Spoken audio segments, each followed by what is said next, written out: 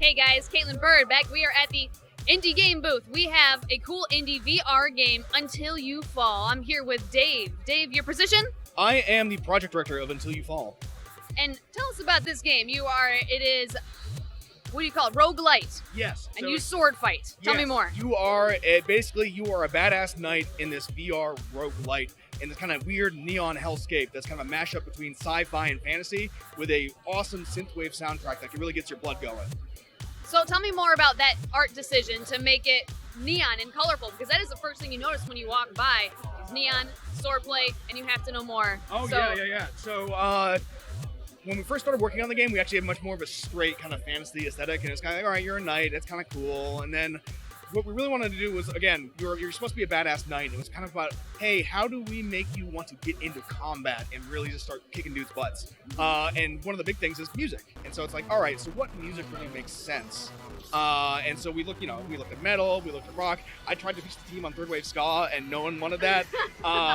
But eventually we got to synthwave, and when we kind of put the track on, it was kind of like, oh damn, this is actually really good. And so that was kind of the first step of kind of informing us what the art style could be. And so with the synthwave soundtrack and kind of that driving everything forward, everything started getting pushed more into this kind of crazy neon hellscape. As far as the characterization, are they motion capture creatures? How did you come up with their movement style? Because it's very realistic. It makes you react physically, having just played the game a couple of minutes ago. Yeah. How does that work? So we have a lot of talented animators at the studio, and so a lot of it is just hand animated. Because this is VR, so much attention was put onto the animations and basically the way that the enemies approach you and the way that they try to attack you. Because again, it just feels so visceral that if that detail isn't there, you'll just notice it. And what is the studio? The studio is Schell Games. We're about 120 people. There's probably more at this point. We're based out of Pittsburgh, Pennsylvania, and we do a variety of work. We have this is maybe our fourth or fifth original IP. Probably the most well-known is I Expect You to Die, which is the VR puzzle game where you're an inept spy that repeatedly dies. Right now we're supporting the Rift, Rift S, the Vive Pro. We're working on supporting the Index. We're hoping by early October. But the hope is that we'll continue to support more and more PC VR platforms. Stuff like the Quest and PlayStation VR are like, oh, we really want to get on there, but we don't have any plans right now to support that just yet. We really wanted to make sure we get this right. Okay. What has been your biggest unexpected challenge with VR that people wouldn't expect would be super hard? I mean, it seems stupid in hindsight, but movement was probably the biggest thing. Again, the core fantasy of this game's about being a badass knight, and you can't feel badass if you start feeling motion sick. And any form of movement in VR games gets you feeling nauseous.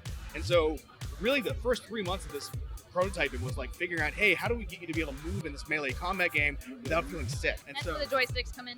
Yeah, so we have the joysticks. We also have this thing we call vignetting. So if you notice the thing kind of coming in on the periphery, gives you a false horizon line. It's rooted in the real world, so it helps combat the motion sickness that you normally get with VR. So now everyone needs to get VR, right? Oh, absolutely. Absolutely, every consumer out there. I mean, and I'll have to admit that I was originally kind of a VR skeptic. And so having worked on this, and I'm like pushing my own product, so obviously. But as a VR skeptic, it's amazing what having an avatar and the work that we put into kind of making you feel awesome, like the sense of presence and power that you have with the action you take in this game, it's something else.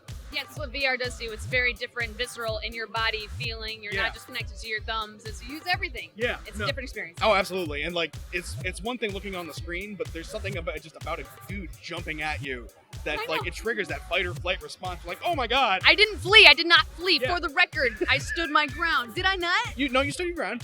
You kicked some butts. Yeah. Okay, good. Cool. All right. It's on camera. Documented. Thank you so much, Dave. Anything, where can people find out more about this game online? Well, you can go to our website, untilyouFall.com. You can find us on Steam, of course. You can also go to our Discord, discord.gg/untilyouFall. Please join us there. Because we're in early access, we're really trying to talk to the community, figure out what they like, what they don't like, what do you want to see in the game. We want to add new weapons, new monsters, new levels, that kind of thing. And so it'll help us prioritize what we should be focusing on next. Okay, that sounds great. So go join the Discord. Thank you so much for talking with me, Dave. Thank you so much for having me.